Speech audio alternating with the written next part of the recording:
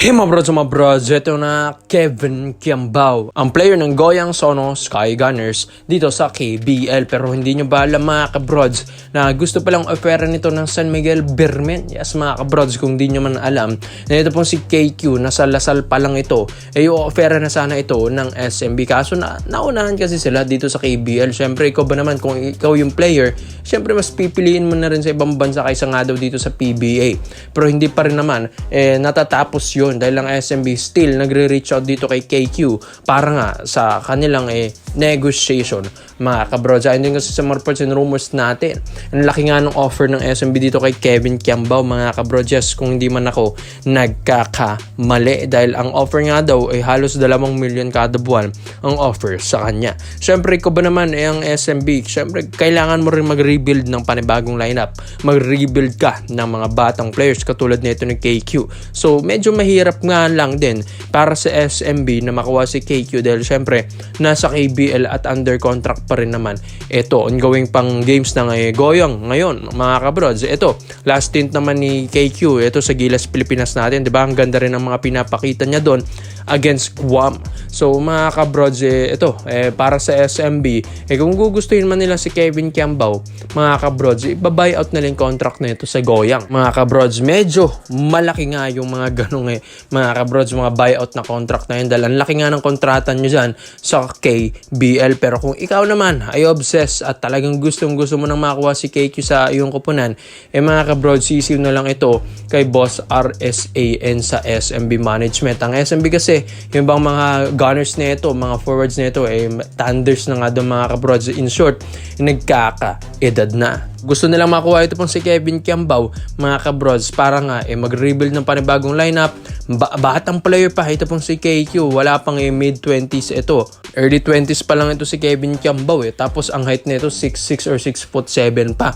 Tapos ang laruan nito mga brods, shooting guard, tapos athletic pa. Ang ganda pa ng passing skills nito, ganda pa ng depensa nito, rebounding skills nito ni Kevin Kiambao. Kaya nga 'di ba, tinanghal itong UAAP champion and 2-time UAAP MVP and nag-finals MVP pa taong 2023. Doon pa lang sa mga makikita mong awards nito sa UAAP, makikita mo talagang leader tapos champion player ang isang Kevin Kiambao. Kaya nga ito yung gustong-gustong makuha ng SMB ngayon. Hindi man ako magugulat kung makuha na ito ng SMB dahil kayang-kaya naman talaga nilang mabuyout yung contract ng KBL niya. So mga kabrods, kung makuha naman ito ng SMB, laking bagay na ito para sa kanila. Yes mga kabrods, lalong-lalo ng SMB ngayon, di ba? Isa sila sa mga top teams na pumasok ngayon sa playoffs round ngayong All Filipino Cup. Tapos idadagdag mo pa si KQ next season, syempre ayawan na.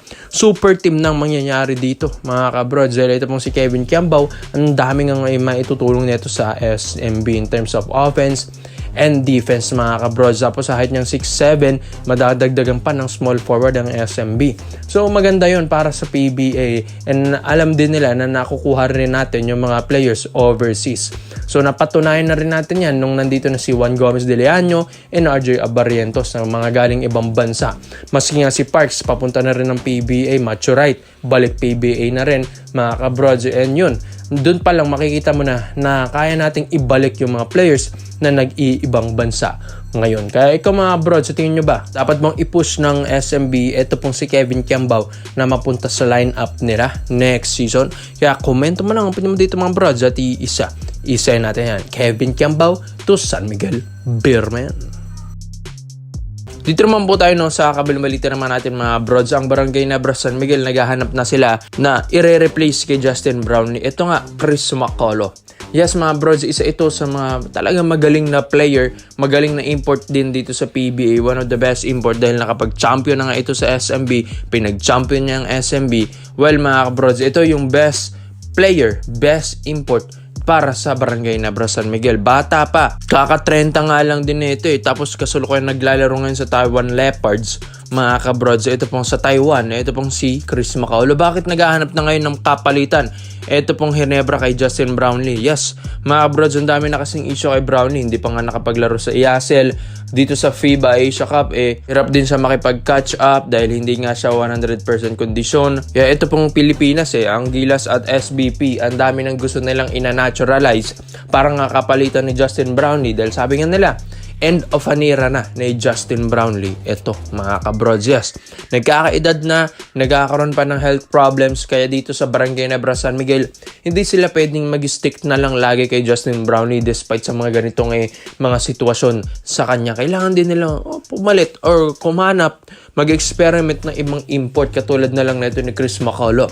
Ito pong si Chris, napakabata lang nung naging champion nito sa SMB. Nung 2019 Commissioner's Cup, biruin niyo yan, 24 years old lang siya that time. Ngayon 30 na, kaka-30 lang, napaka-veterano na kung maglaro mga kabrods. How much more kung ito yung maglalaro ngayon sa PBA. Ito pong si Chris Macolo na mas hinog na lalong import.